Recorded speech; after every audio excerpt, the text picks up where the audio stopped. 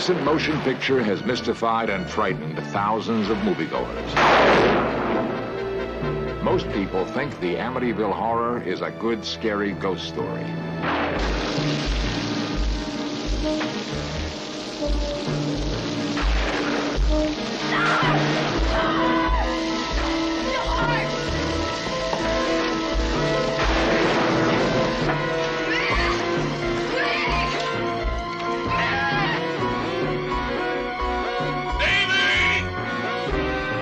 What is not commonly known is that the film is actually based on fact.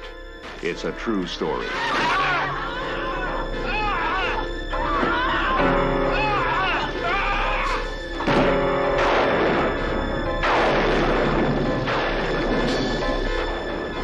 Was there an evil presence living inside this house?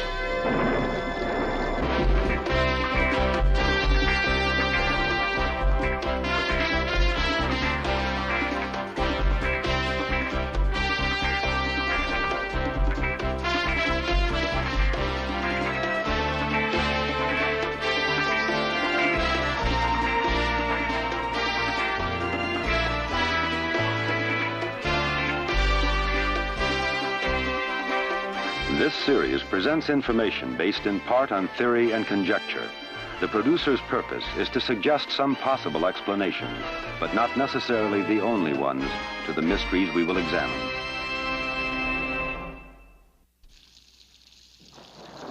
The House of Horrors is in Amityville, Long Island, an unlikely target for an evil curse. Amityville is a pleasant New York suburb. The name Amityville means town of friendship. The house that was for sale at 112 Ocean Avenue was a dream turned into reality for the family of George and Kathy Lutz. I described the house as charming the first time I saw it, because that's what I thought of it. You know, I was saying, Kathy, do you believe this? And she said, no, I don't believe this. You know, it's a lovely house. We don't feel there's anything wrong with the house. The house is it's a happy house. It's a house to have a good time in, to have parties in. Everyone in the area knew that the year before, a family of 6 had been murdered here, so no one wanted to buy the house. The price was very reasonable. George and Kathy decided to ignore superstition and buy it. They settled into their new home just before Christmas. As is common with many Catholic families, Mrs. Lutz asked her parish priest to stop by and bless the house. This blessing began in the sewing room and seemed to set off a chain reaction which would jeopardize the lives of everyone involved. Because of criticism later leveled by other church officials, the priest has never before talked to anyone in the media. In search of was able to locate him, and he agreed to tell us his story, but only if he could remain anonymous. I was blessing the sewing room. It was cold. It was really cold in there. And I thought, gee, this is peculiar. Because it was a lovely day out, and it was winter, yes, but it didn't account for that kind of coldness. I also was sprinkling holy water. And I heard a rather deep voice behind me say, "Get out." It seemed so directed toward me that I was really quite startled. I felt a slap at one point on the face. I felt somebody slap me, and there was nobody there. Later, George and Kathy couldn't believe that flies could be swarming in the dead of winter. Then they puzzled over a toilet that, when flushed,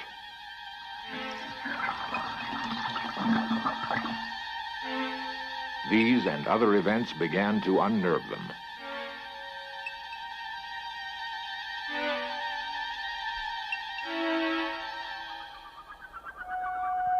Strange events also affected the priest who blessed the house. He discovered blisters were festering on his hands. I went to the doctor for it, yes, and he couldn't explain it. He thought it might be caused by anxiety, and of course that's feasible. But I don't think I'm given over to psychosomatic responses. He called the Lutzes to warn George and Kathy.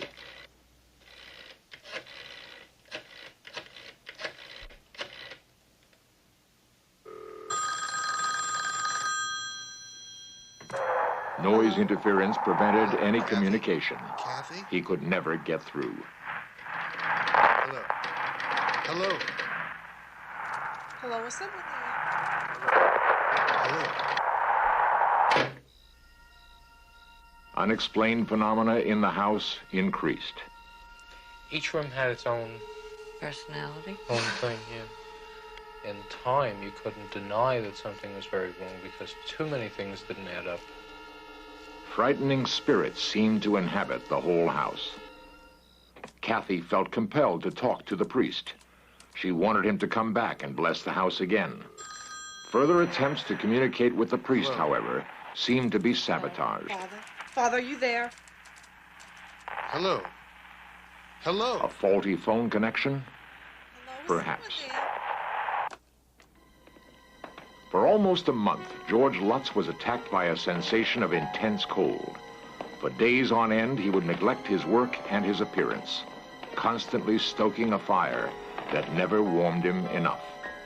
His personality began to come apart, bringing emotional surges. Confusion, anger misplaced because I would direct it at Kathy for no reason. Moodiness. I lost 20, 25 pounds there easily during that 28 days. I didn't eat. I didn't go to the office. My values were such that the only thing important was to keep warm and keep a fire going. Everything was very erratic. Our own behavior was erratic. George still believed he could take things in hand and cope with the unknown horror. As I do know, when I met George in the first place... Jay Anson is author of the book, The Amityville Horror. He's an ex-Marine, built like a bull, and he's the type of guy who can handle any situation with his fists. He literally can. So that when he was approached with this kind of phenomena, he had no idea what he was coping with. None at all. He didn't even know the meaning of the terms in phenomena.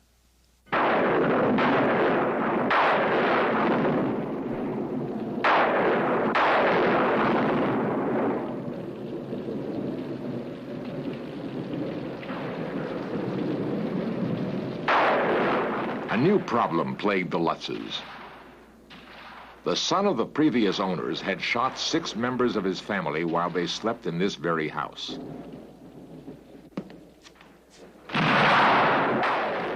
George and Kathy now were experiencing vivid nightmares in which they relived the murders as though they were the victims. Difficult as it was, the family tried to maintain a normal existence. But each day, something else, strange and frightening, would be discovered. One particular afternoon, I was going about the house rearranging furniture and setting up some storage. I went down to the basement. I went over to one bookcase, which was on the end, and I moved it. And much to my surprise, there was no wall behind it. It was the entrance into this small, brightly painted red room. And I was really surprised and alarmed by the find. The most impressive thing was when we took Harry around. He would not go anywhere near it. He backed right out of there and ran up the steps. This red room was not in the original house plans. Why? Who built it? And what possible use could it have? To this day, these questions have never been answered. George and Kathy could only wonder about the ominous little room. It was just one more aspect of the house they didn't understand. Even the normal rooms caused strange reactions. Missy would sing constantly within the room. And if you called her out, or if she came out for one reason or another, as soon as she crossed over the threshold, she would stop singing. Crossing back again, she would pick up the song from the word that she had stopped on and continue.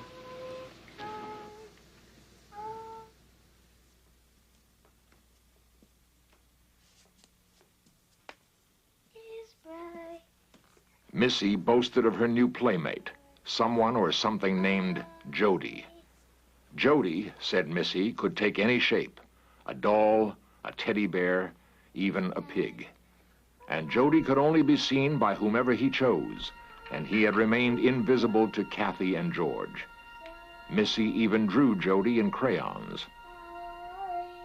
George and Kathy were amused at their daughter's fantasy, thankful that the terrifying events had not yet touched her. Their amusement faded quickly into horrid fear when Jody made his presence known to them.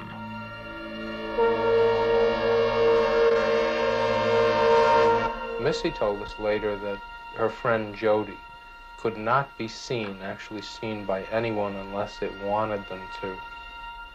And that at times it was a little bigger than a teddy bear, and other times it would be bigger than the house. Jody had the ability to change its size. One night coming back, I looked up at Missy's room, and there was a shape in her room that I don't know what it actually was. And I was coming back from the garage one night. But I would go out to the boathouse for no reason, check everything out, and then go back. I'd do that a couple times a night. The reason I mention that is because our behavior changed, the way we would go about living. I would go from the fireplace to the boathouse constantly. No longer did George and Kathy feel they were alone. The Lutzes felt driven to rid their home of the evil intruder. They decided to re-bless each room themselves.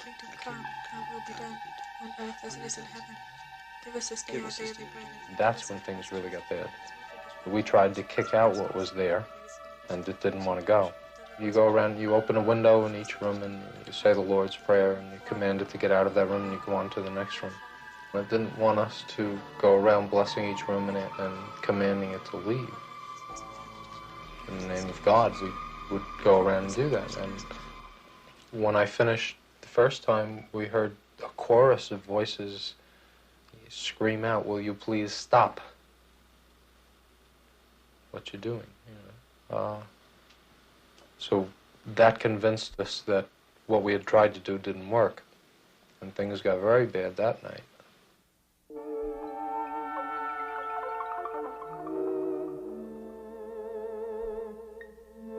We had gone to bed that night and went into a very deep sleep. George woke me, and he had backed up from me, and I couldn't understand the repulsion in his face. And when I looked up, I saw what caused him to back away, and that was my reflection in the mirror. My hair had turned color. There was no true color. It was a gray-white. My face was severely wrinkled, deep impressions coming down across the forehead. My mouth was very tight, very drawn. And the feelings that were going on were confusion, illness, just trying to grasp hold of me, you know. By morning, her frightening appearance had vanished. George continued to be obsessed with fire. He would stare endlessly into the flames. Slowly, the chill gripped his very soul. The searing heat was etching a demonic face into the fireplace. It was staring out at him through the flames. What would happen next? We felt absolutely no sense of salvation or outside help. They feared for their sanity, their very lives.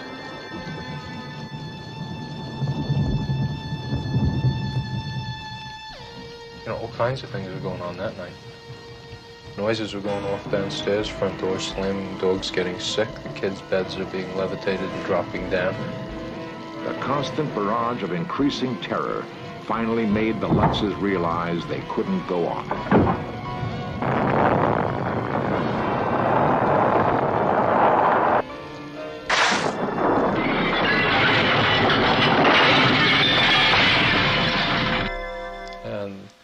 was the last night we spent in the house then, because it was ridiculous to even consider staying there, and yet it was very hard for us to leave, to just organize all 5 of us into the same room and actually get out to the van and get it started and drive away with the dog.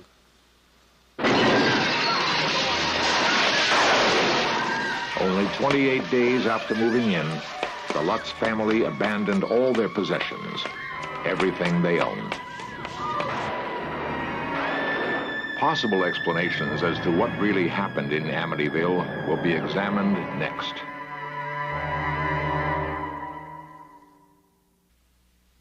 I'm a journalist. I try to investigate as best as I can. When you first hear the Lutz's story, it sounds like a very good haunted house story.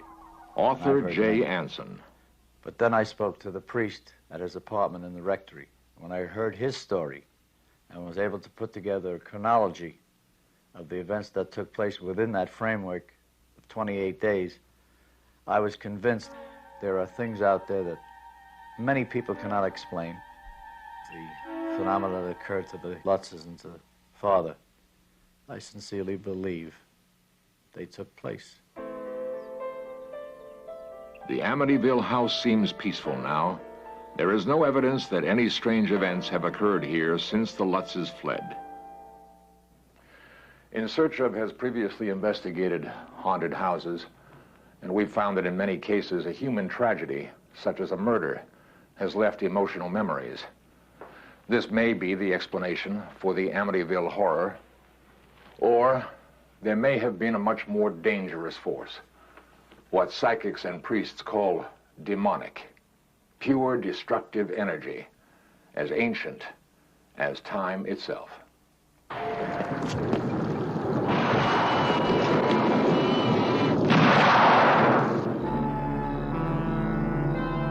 The nightmares the Lutzes had experienced about the murders previously committed in the house caused Kathy and George to investigate the circumstances.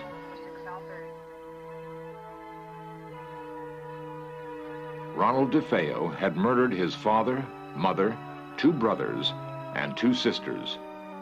Sentenced to life in Clinton State Prison in New York, DeFeo has claimed that demonic voices goaded him into committing the gruesome killings. Neighbors and acquaintances of DeFeo were astonished at how George and DeFeo looked alike, how they both presented the same appearance. George feared that his recent personality changes were further indications that he might become more and more like DeFeo, and not just in looks. This disturbing revelation prompted the Lutzes to seek out psychic investigators Ed and Lorraine Warren.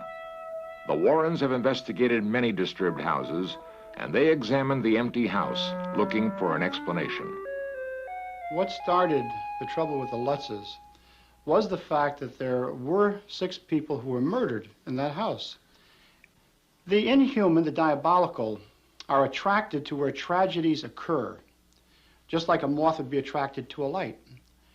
And when the Lutz family moved in 13 months after these murders, they were still using some of the furniture that was in there.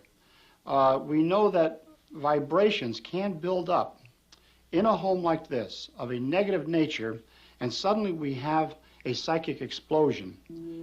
There are those who speculate that this psychic explosion was not really a sudden buildup from the DeFeo murders, but rather that Ronald DeFeo was the object of negative forces already on this ground. Research shows that the Shinnecock and Massapequin tribes lived in what is today Amityville. The actual Lutz home is built on land where these Indians imprisoned their tribal members who were deemed insane, evil, or possessed.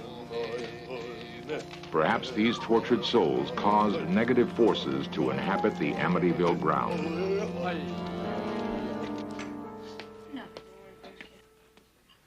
This seemingly far-fetched explanation helped confirm something the Lutzes desperately wanted to hear.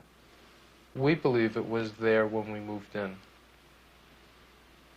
We don't believe it came to bother us after we moved in, let's put it that way. You know, whatever was there had been there for quite a while.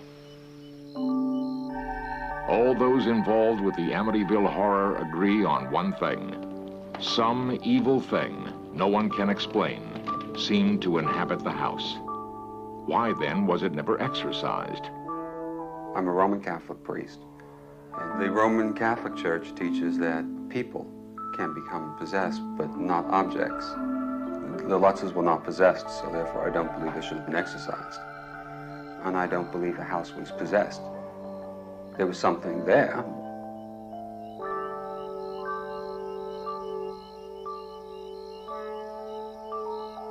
To this day, no one knows what actually was in the Lutz home. But whatever the explanation, in the case of the Amityville horror, one family managed to escape.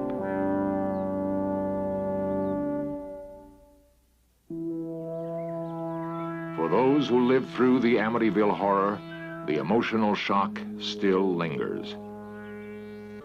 The Lutzes fled to the opposite end of the country, never to return to the house in which they had sunk all their hopes and all their savings. I think I want my family and my children much more than I want a structure. And if you view it in that perspective, it's easy to walk away from. We still have that alone feeling. I guess that doesn't go away. We're glad it's over. For us, it's over. The Lutzes believe it is over. For them, it may be.